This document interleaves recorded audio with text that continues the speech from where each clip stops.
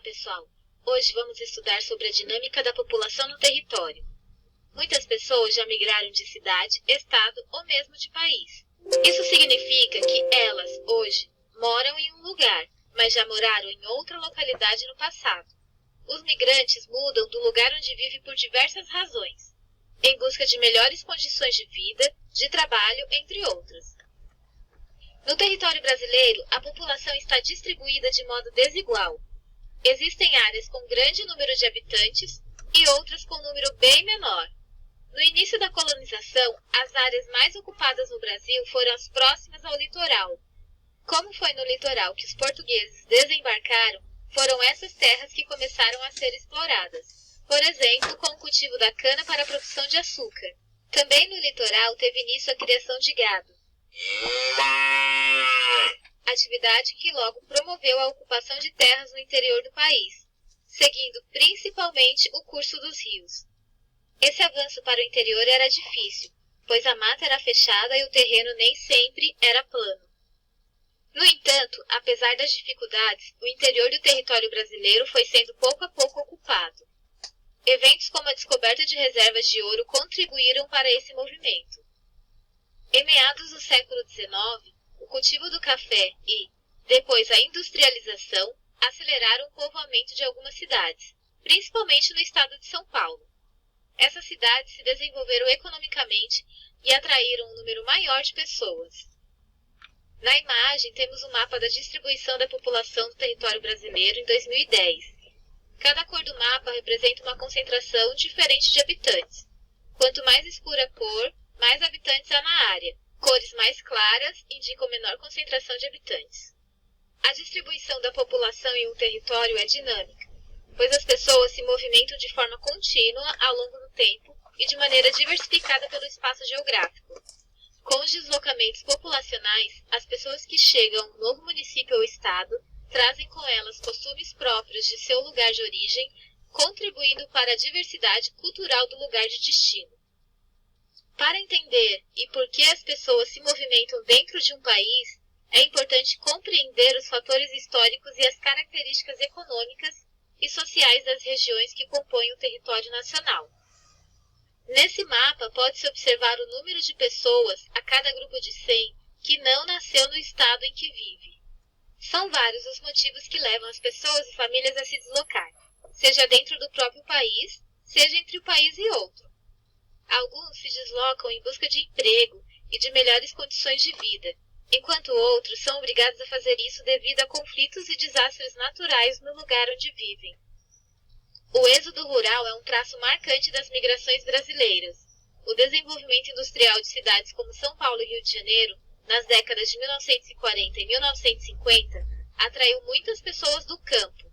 Esse processo se acelerou nas décadas seguintes e, nos anos 1970, a população urbana brasileira se tornou maior que a rural. Há ainda dois tipos de mobilidade populacional muito frequentes que não são considerados migrações: o movimento sazonal e o movimento pendular. O movimento sazonal é o deslocamento por um período de semanas ou meses para outro local, com o retorno para casa ao final do período. Ele costuma ser motivado pelo trabalho. Já o movimento pendular ocorre quando as pessoas vivem em uma cidade e se deslocam para uma cidade próxima onde trabalham ou estudam. Elas geralmente vão e voltam para casa no mesmo dia. Daí a razão de esse deslocamento ser chamado de movimento pendular. As migrações internas referem-se ao movimento de pessoas dentro de um mesmo território nacional. As pessoas podem migrar de uma mesma região, como entre os estados do Nordeste do Brasil. Muitos moradores do Maranhão, por exemplo, escolhem viver em Pernambuco ou na Bahia.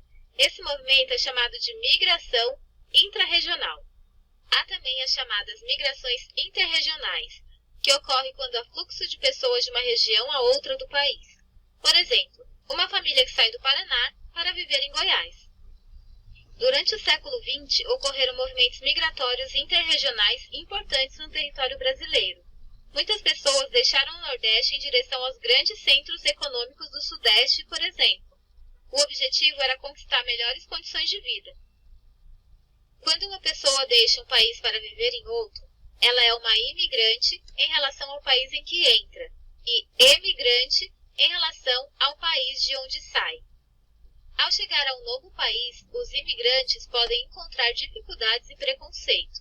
Contudo, acolher e respeitar essas pessoas, assim como sua cultura, são fundamentais para a construção de uma sociedade mais justa.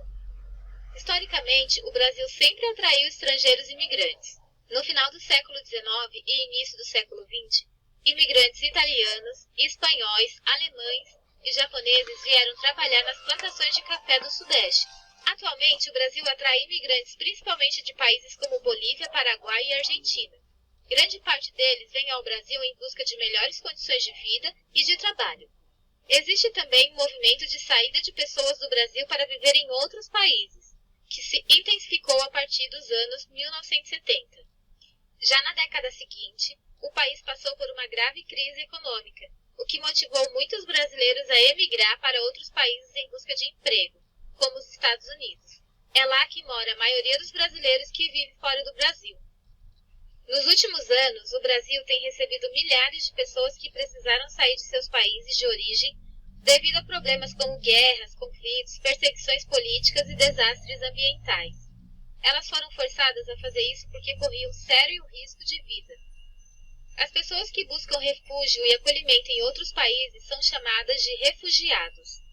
Atualmente, a maior parte dos refugiados que chegam ao Brasil vem de países como Venezuela, Síria, Haiti e Angola. Alguns desafios enfrentados por essas pessoas são aprender nosso idioma quando não são falantes da língua, conseguir trabalho e adaptar-se a uma cultura diferente da de seu país de origem. E por hoje é só, espero que tenham gostado e até a próxima aula.